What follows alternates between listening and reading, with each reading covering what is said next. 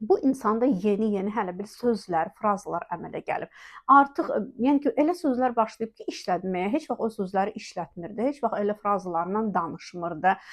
Ya da elə bir mahnılara başlayıb dinləməyə ki, yəni elə janrda mahnıları heç vaxt dinləmirdi. Məsəl üçün, əgər tutalım, ancaq əvvəl Azərbaycan türk mahnılarına falan qulaq asırdı. İndi birdən-birə başlayıb rus mahnılarına qulaq asmağa, xarici mahnılara da, ingilis dilində falan mahnılara başlayıb qulaq asmağa. Sonra, deməli, üçüncü əlamət haqqında danışım. Sizin yoldaşınızla olan cinsi münasibətiniz. Yəni orada birdən-birə kəskin dəyişikliklər ola bilər və ya məsələn, ya heç tamamilə bitə bilər. Ümumiyyətlə bu insan görəcəksiniz ki, sizə çox soyuq davranır, çox uzaq durur və yaxud yeni-yeni nələrsə eksperimentlər görəcəksiniz ki, eləyir. Əvvəl heç vaxt eləmədiyi bir şeylər sizdən istəyir və yaxud özü bir yeni nələrsə edir. Sonra, məsələn, ailə büdcəsindən, ailənin ümumi büdcəsindən görəcəksiniz ki, böyük miqdarda hələ bir pullar xərclənilir və hara gedir bilinmir, məlum deyil. Yəni ki, bu insan əlbəttə ki, hələ həmin bu sevgilisinə, yeni bir həyatında olan insana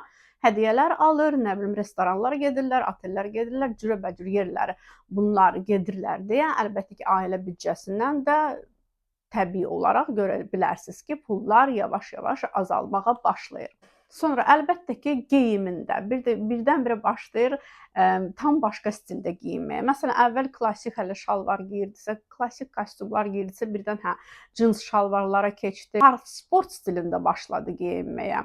Krossovkalar, ola bilər saçının stili ümumiyyətlə tamamən dəyişilsin də. Yəni ki, məsələn, bığ saqqal saxlayırdısa, görürsünüz ki, yox, artıq bığını saqqalını qırxıb və yaxud əksinə heç vaxt saxlamırdısa, başladı bığ saqqal saxlamağa.